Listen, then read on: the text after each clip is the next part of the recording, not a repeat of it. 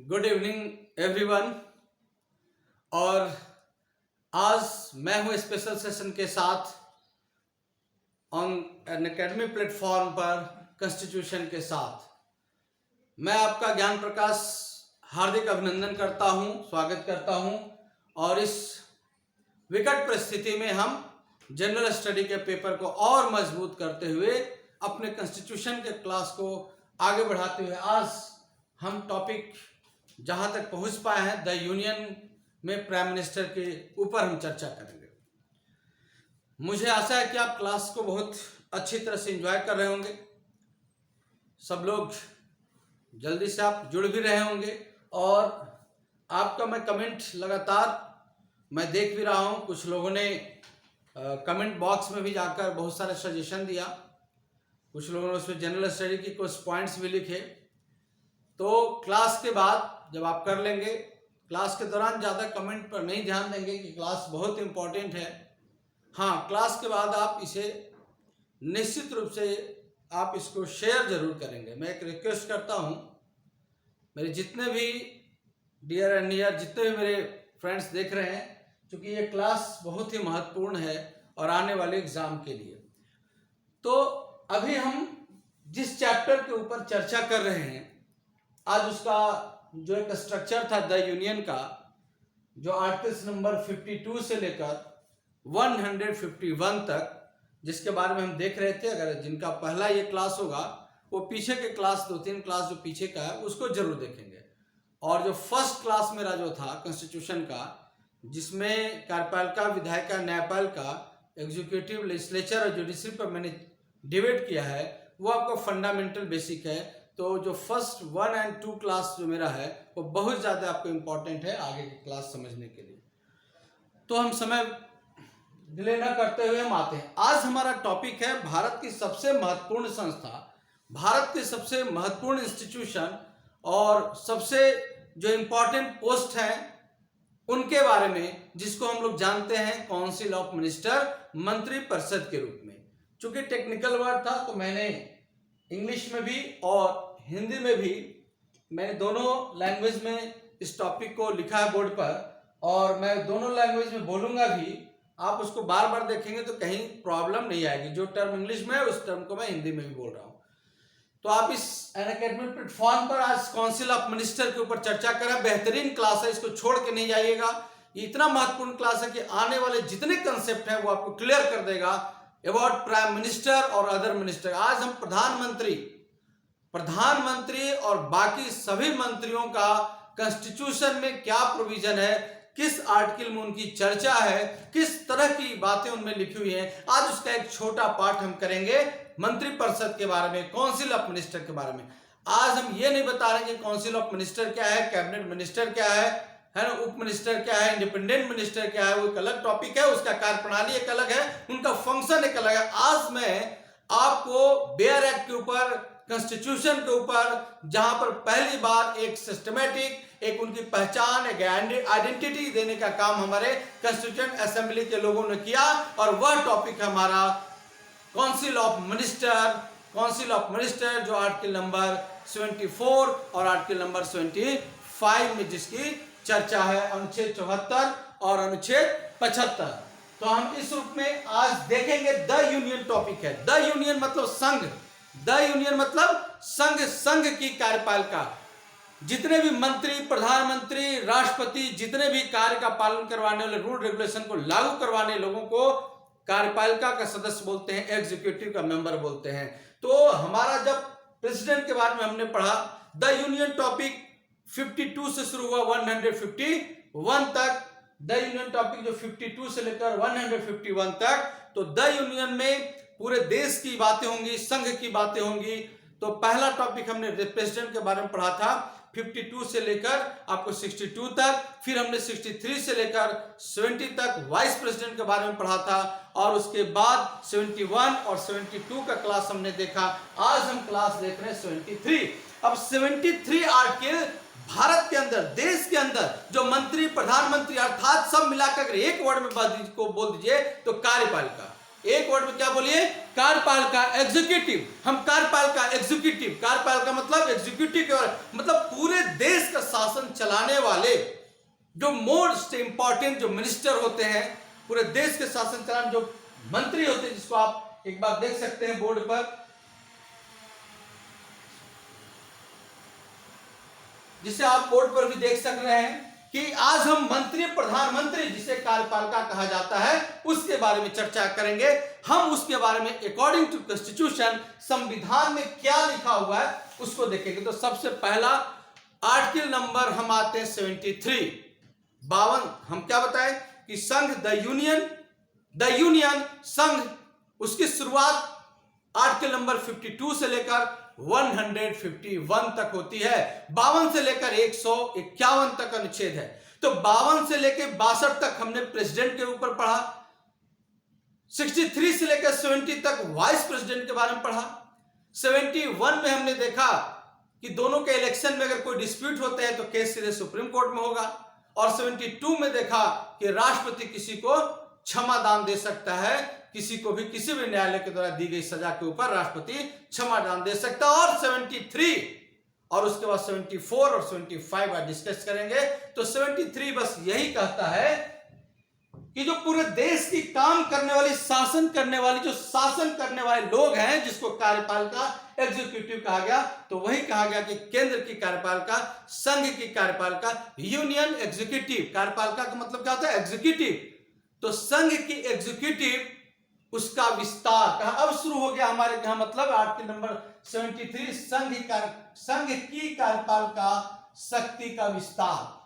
मतलब कि केंद्र सरकार के कानून कहां कहां तक लागू होंगे उसके बारे में कहा गया। संघ की कार्यपालिका शक्ति का विस्तार, extent of executive power of the union. कुछ नहीं, इस आर्टिकल में है ही कुछ नहीं, बस इतना ही समझ लीजिए कि संसद कानून बनाती है। मैं प्रश्न चिन्ह छोड़ता हूं, संसद कहां की कानून बनाती है? संसद जो पूरे देश, जो पूरे केंद्र के ऊपर कानून बनाती है। कहां लिखा हुआ यह कानून?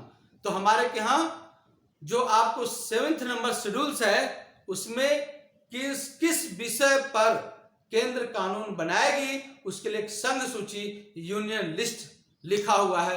यानी कि संसद जिन जिन विषयों पर कानून बना सकती है, उन विषयों पर हमारे यूनियन एग्जीक्यूटिव अर्थात संघीय कार्यपालिका उस पर कानून को देखरेख कर सकती है, उस पर अपने शक्तियों का प्रयोग कर सकती है। क्योंकि केंद्र का, तो केंद्र की संस्था कौन है? संसद। तो संसद जिन विषयों पर कानून बनाएगी, उन विषयों पर संघ की कार्यपालिका अर्थात प्रधानमंत्री, मंत्री, राष्ट्रपति उन विषयों पर कानून को लागू करवा सकते हैं। संसद जिन विषयों पर कानून बनाएगी, उन विषयों पर प्रधानमंत्री, राष्ट्रपति, मंत्री कानून को लागू करवाने में अपनी भूमिका निभा सकते हैं। इसीलिए कहा गया कि संघ की कार्यपालिका शक्ति का विस्तार। तो मैंने आपसे प्रश्न पूछा, कहां तक विस्तार? राज्य तक नहीं, राज्य का कानून तो राज्यपाल के द्वारा होता है, इसलिए केंद्र का कानून जो संसद के द्वारा बनता है।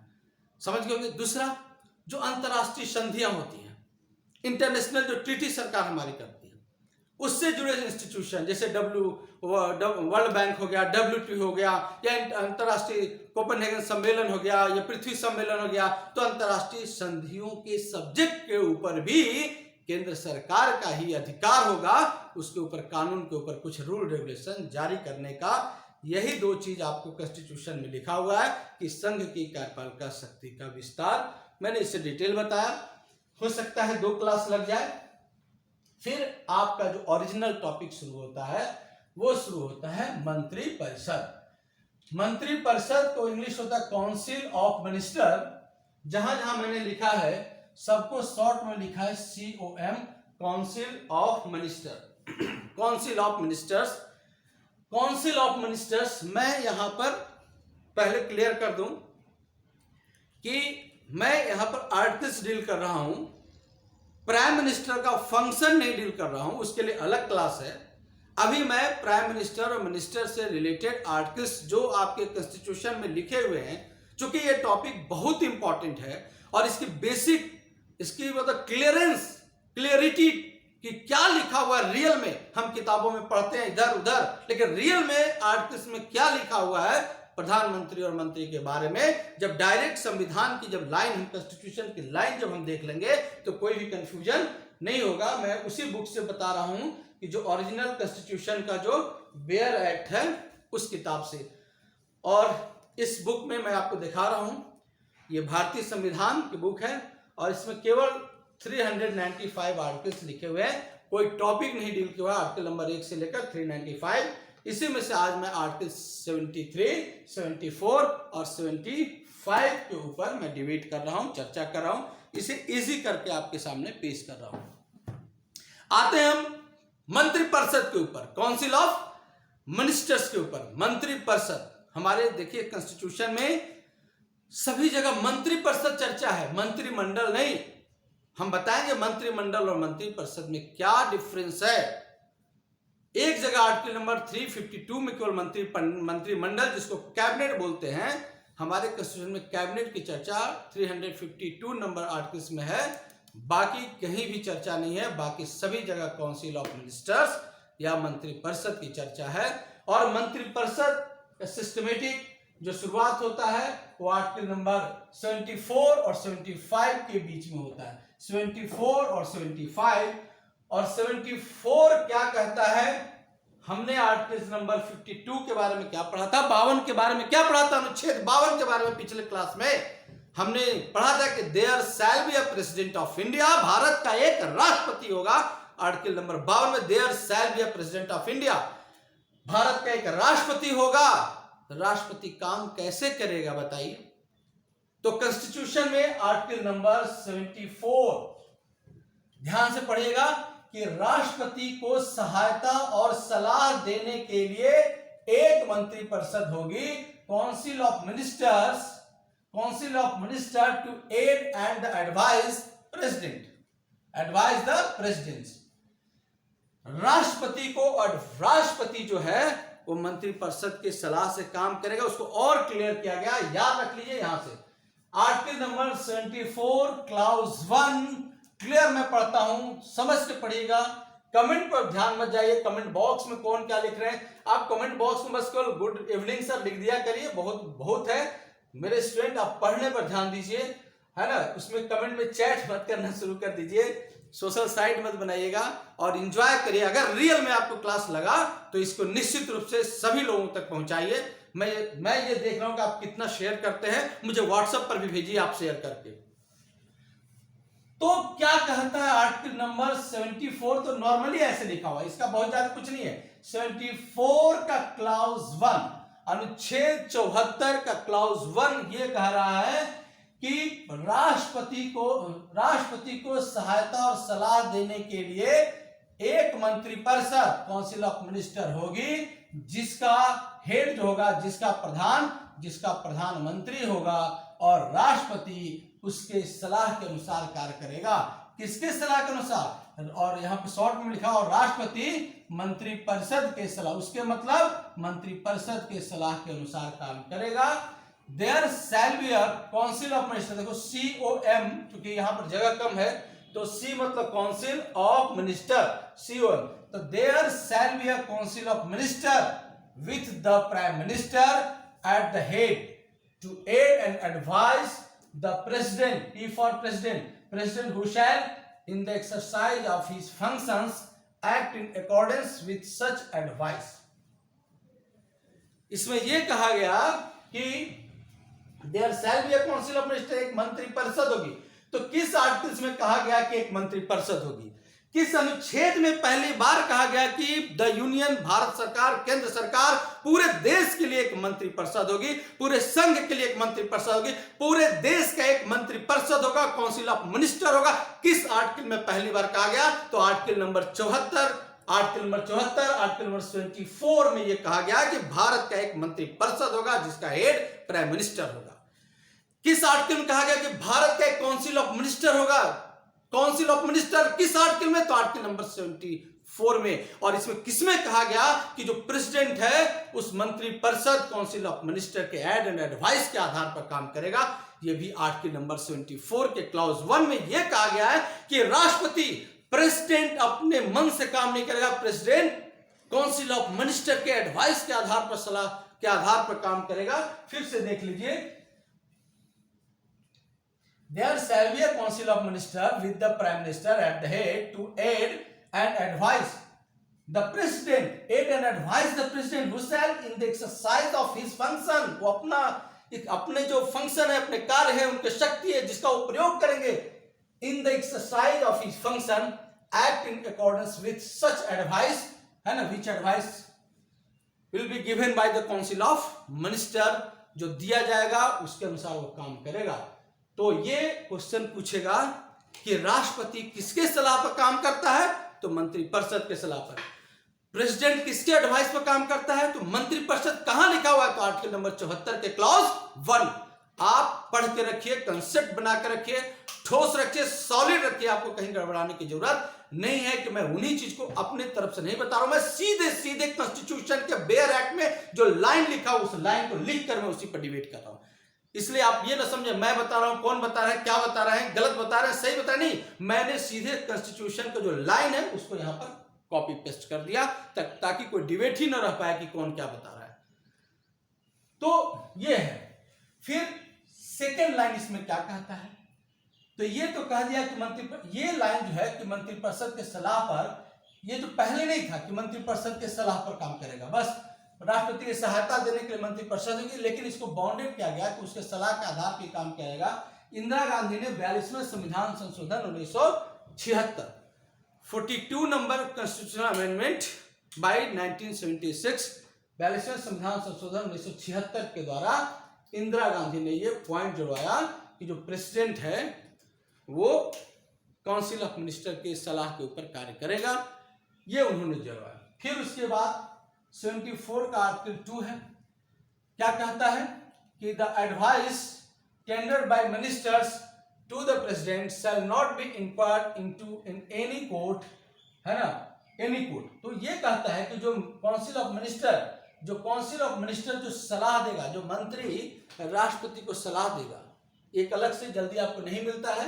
मैं बता रहा हूं कि अगर मान लो मिनिस्टर ने सलाह दिया, तो जो मिनिस्टर ने सलाह दिया, क्या सलाह दिया, वो गलत दिया कि सही दिया, उसको किसी न्यायालय में इंक्वायरी या न्यायालय में उसको केस करके उसको चैलेंज नहीं किया सकता। चैलेंज नहीं मतलब वो जुडिशियल इंक्वायरी से बाहर रहेगा, उसका काम है, कह दिया, उसके ऊपर कोई इफेक्ट नहीं पड़ेगा।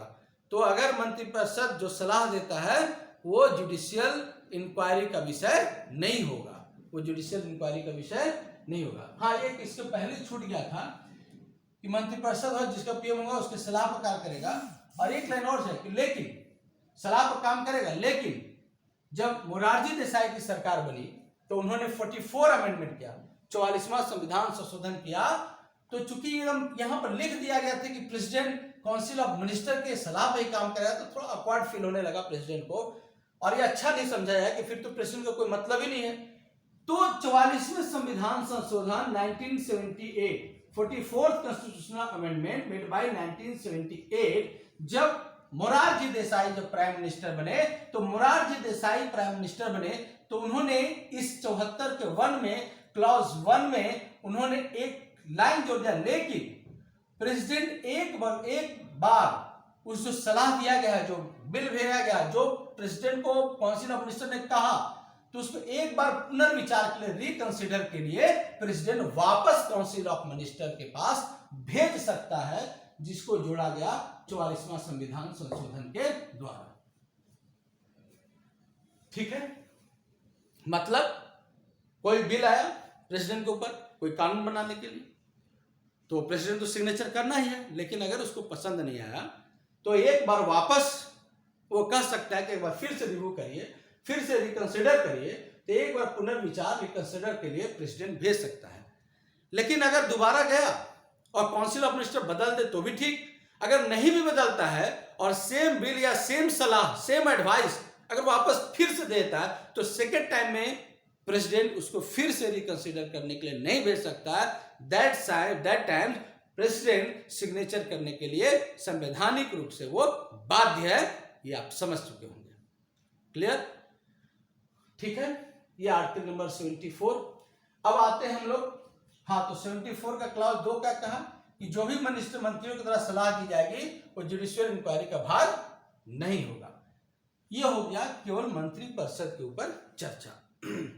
ठीक है, अब हम आते हैं प्रधानमंत्री के ऊपर, प्राइम मिनिस्टर के ऊपर। अभी तो प्रधानमंत्री बने नहीं, तो आर्टिकल नंबर 75 वहां बस केवल यही है कि मंत्रिपरिषद होगा। मंत्री कैसे बनेगा, प्राइम मिनिस्टर कैसे बनेगा, कौन से जितने मिनिस्टर उनकी वो कैसे अपॉइंट होंगे, इस तरह की कोई चर्चा आर्टिकल नंबर 74 में नहीं है। बस इतना ही है। इसका मतलब समझ लीजिए कि आर्टिकल नंबर 74 प्रेसिडेंट और काउंसिल ऑफ मिनिस्टर के बीच में एक रिलेशन बताता है, एक रिलेशन बनाता है, और प्रेसिडेंट किस प्रकार से वर्क करेगा, उसका फंक्शन क्या होगा, उसका बेस क्या होगा, इसके बारे में वही बात सेम बताता है कि प्रेसिडेंट के सलाह के लिए, उसके कार्य करने के लिए एक काउंसिल ऑफ मिनिस्टर होगी जिसके एडवाइस पर प्रेसिडेंट काम करेगा। इसी से क्लियर होता है कि सारा काम काउंसिल ऑफ मिनिस्टर ही करेगा और प्रेसिडेंट को तो बस केवल एक सिग्नेचर करना है। तो ये आर्टिकल नंबर 74 याद हो गया होगा आपको। आर्टिकल अब 75 पर आते हैं। देखिए, अब प्रधानमंत्री का दो पार्ट, एक प्राइम मिनिस्टर कैसे बनता है, मेजोरिटी कैसे आती है, वो लोकसभा में बहुमत दल का नेता हो, क्या हो, कैसे हो, वो जो हम लोकसभा पढ़ाएंगे उस समय बताएंगे प्राइम मिनिस्टर कैसे बनता है। अभी आप ये समझिए कि प्राइम मिनिस्टर का जितना भी हम समझते हैं, चीज देखते हैं, उसकी चर्चा कहां पर हुई है। प्राइम मिनिस्टर की जैसे आप देखते हैं, जीत गए तो शपथ ले लिए, उनकी नियुक्ति हो गई, कैसे होगी, कहां पर लिखा, किस प्रकार, क्या प्रोसेस है, क्या प्रोसीजर है उसका, उसको समझिए आर्टिकल नंबर 75 के ऊपर। और अनुच्छेद 75 बहुत बार एग्जाम में पूछ चुका है, इसलिए बहुत इंपॉर्टेंट है। आर्टिकल नंबर 75, इसमें कई क्लॉज हैं, 75 का 1, 75 का 2, 75 का 3, 75 का 4, 75 का 5 एंड 75 का 6। There are 6 sub-clause of Article 75, but Article 75 clause 1 is very very important, है ना। ये बहुत ही महत्वपूर्ण है आपको समझने के लिए, प्राइम मिनिस्टर के लिए। तो सबसे पहले प्राइम मिनिस्टर जब भी बनते होंगे अकॉर्डिंग टू आर्टिकल 75, उनका अपॉइंटमेंट होता है, उनकी नियुक्ति होती है। और आर्टिकल नंबर 75 क्या कहता है, दिस सेंटेंस आर्टिकल नंबर 75 कहता है कि the prime minister shall be appointed, the prime, समझिए ध्यान दिए, the prime minister shall be appointed, प्रधानमंत्री की नियुक्ति होगी, प्रधानमंत्री नियुक्त होंगे, प्रधानमंत्री नियुक्त होंगे, अपॉइंटेड, नॉट नॉमिनेटेड, मनोनीत नहीं होंगे, नॉट इलेक्टेड, निर्वाचित नहीं होंगे। क्वेश्चन आता है ना कि प्राइम मिनिस्टर की क्या होती है, नियुक्ति होती है मतलब अपॉइंटेड, मनोनीत होती है नॉमिनेटेड, निर्वाचित होते हैं इलेक्टेड। तो अब इसमें कंफ्यूजन हो जाता है कि प्राइम मिनिस्टर क्या होता है, नियुक्त होता है कि मनोनीत होता है कि निर्वाचित होता है। ये this terminology are similar in the sense, काफी क्लोज है। प्रधानमंत्री क्या नियुक्त होता है, क्या मनोनीत होता है, क्या निर्वाचित होता है। तो आर्टिकल नंबर 75 आपको यह आंसर देता है कि prime minister shall be appointed, प्रधानमंत्री, the prime minister shall be appointed. पहले क्लियर हुआ कि प्रधानमंत्री की नियुक्ति, या हिंदी में भी लिखा हुआ है प्रधानमंत्री की नियुक्ति क्या होती है, नियुक्ति। और इसलिए अंग्रेजी में जरूर याद रखिएगा कि अपॉइंटेड, नहीं तो आपका क्वेश्चन निश्चित रूप से गलत हो जाएगा। अपॉइंटेड, ठीक है। अपॉइंटेड, प्रधानमंत्री की क्या होती है, निर्वाचित होते हैं कि नियुक्त होते हैं, नियुक्त होते हैं, अपॉइंटेड। मनोनीत होते हैं कि नियुक्त होते हैं, अपॉइंटेड, नियुक्त होते हैं। Not nominated, not elected, but prime minister shall be appointed. अब यहां पर कि राष्ट्रपति की नियुक्ति कौन, प्रधानमंत्री की नियुक्ति कौन करेगा, उनके अपॉइंटमेंट कौन देगा, कौन नियुक्त करेगा। तो यहीं पर अगला वर्ड है the prime minister shall be appointed by the president. यहां पी लिख दिए हैं शॉर्ट में, the prime minister shall be appointed by the president and other ministers shall be appointed by the president on the advice of the prime minister। तो समझिए दो part. पहला कहता है कि the prime minister shall be appointed by the president, प्रधानमंत्री की नियुक्ति प्रेसिडेंट करेगा, क्लियर। दूसरा, एंड अदर मिनिस्टर, और अन्य मंत्रियों की नियुक्ति, and other minister shall be appointed by the president, और अन्य मंत्रियों की नियुक्ति भी प्राइम मिनिस्टर की सलाह पर प्रेसिडेंट करेगा। तो other minister also shell be appointed by the president, लेकिन यहां कंडीशन क्या है? कंडीशन क्या है कि on the advice of the prime minister. देखो प्रेसिडेंट प्राइम मिनिस्टर का अपॉइंटमेंट वो अपने विवेक से करता है, सेल्फ कॉन्शियसनेस से करता है कि इलेक्शन हुआ, कौन मेजोरिटी हुआ, किसमें पॉसिबिलिटी है कि ये मेजोरिटी जुटा सकता है, ये लोकसभा में बहुमत जुटा सकता है। अगर स्पष्ट मेजोरिटी नहीं है, अगर स्पष्ट मेजोरिटी है तब तो प्रेसिडेंट डायरेक्ट कॉल करता है और अपॉइंट कर देता है, शपथ दिला देता है और शुरू हो जाता है। लेकिन सेंस तब प्रॉब्लम होती है जब मेजोरिटी है जो स्पष्ट नहीं है, तब प्रेसिडेंट अपना दिमाग लगाता है, मौका देता है कि किसे प्राइम मिनिस्टर हम अपॉइंट करें। फिर उसको बाद में सदन में, हाउस के फ्लोर पर, लोकसभा में, राज्यसभा में नहीं, लोकसभा में उसको अपना बहुमत मेजोरिटी सिद्ध करना पड़ता है, जो कि हम फंक्शन ऑफ पार्लियामेंट में अच्छी तरह से समझेंगे। वो एक अलग टॉपिक है, उसको अलग समझेंगे, इसको हम अलग समझेंगे। अकॉर्डिंग टू आर्टिकल्स में चल रहा हूं और कुछ कंसेप्ट क्लियर कर रहा हूं। तो other minister also shell be appointed by the president on the advice of prime minister. इसलिए प्रधानमंत्री जिसे चाहेगा वही मंत्री बनेगा, क्लियर है। तो अन्य मंत्रियों की नियुक्ति कैसे होती है? प्रधानमंत्री की सलाह पर। कौन करेगा? प्रेसिडेंट करेगा, राष्ट्रपति करेगा, क्लियर। अब आइए आर्टिकल नंबर 75, 75 का क्लॉज 1 था और 1 में ए जोड़ा गया है। 75 1 में भी फिर एक लाइन बाद में आपको 91 कॉन्स्टिट्यूशन अमेंडमेंट बाय 2003, 91वां संविधान संशोधन 2003 के द्वारा एक लाइन जोड़ा गया कि the total number of ministers, कुल मंत्रियों की संख्या कितनी होगी। तो पहले बहुत सारे मंत्री बन जाते थे, तो 91वां संविधान संशोधन 2003 के द्वारा एक लिमिट किया गया कि कितने मिनिस्टर होंगे। तो आर्टिकल नंबर 75 का क्लॉज 1 का sub clause A, article number 75 का क्लॉज 1 का sub clause A deals the provision regarding the number of minister, limit the number of minister. तो आर्टिकल 75 का सब क्लॉज 1 का सब क्लॉज ये कहता है total number of ministers including prime minister in the council of minister shall not exceed 15% the number of the members of the Lok Sabha। क्या कहता है कि मंत्रियों की कुल संख्या प्रधानमंत्री को मिलाकर लोकसभा के कुल सदस्यों की संख्या के 15% से अधिक नहीं होगा। पहले बहुत सारे मंत्री बन जाते थे लालच में, सपोर्ट लेने में, उनका बहुमत लेने में, मेजोरिटी लेने में। तो हमारे के यहाँ 2003 में कॉन्स्टिट्यूशन में अमेंडमेंट संशोधन किया गया और वो संशोधन नंबर क्या हुआ था? 91वां, 91st constitution amendment which was made by 2003। और उस समय आपकी गवर्नमेंट थी, आपको समझ रहे हैं 2004 से लेकर 14 तक कांग्रेस थी और उसके पहले आपको बीजेपी की गवर्नमेंट थी, अटल बिहारी वाजपेयी प्राइम मिनिस्टर थे।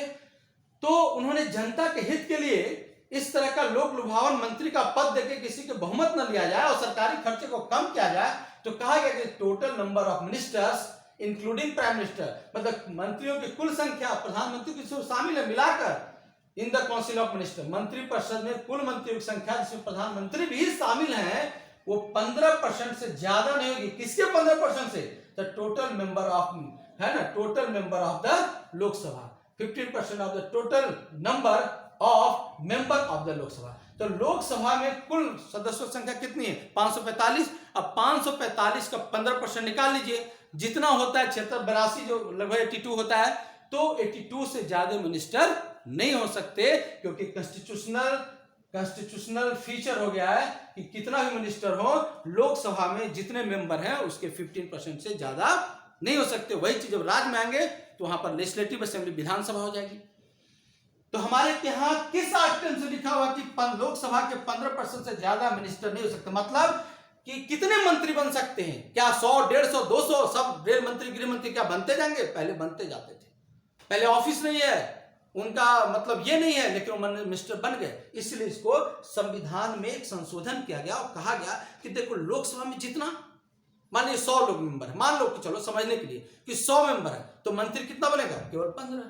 तो 500 है तो 15 पचे 75, और उधर 45 का निकाल लीजिए, लगभग 7 तो 82 लगभग मंत्री आपको बन सकते हैं, उससे ऊपर नहीं, कि एक्सीड कर जाएगा, ज्यादा हो जाएगा। तो इस तरह से ये कहां कहता है, किस अनुच्छेद में, तो मोटा मोटी बोल दीजिएगा 75, किस आर्टिकल में 75, किस आर्टिकल में 75, और अगर डीप जाएगा तो क्लॉज 8। उसके बाद कहता है, तो यहां तक हुआ, ये आप समझ रहे हैं, तो ये आपका ये बताता है। फिर उसके बाद कहता है कि a member of either house of the belonging to any, अब 75 के बाद आपको बी आ गया, 75 है।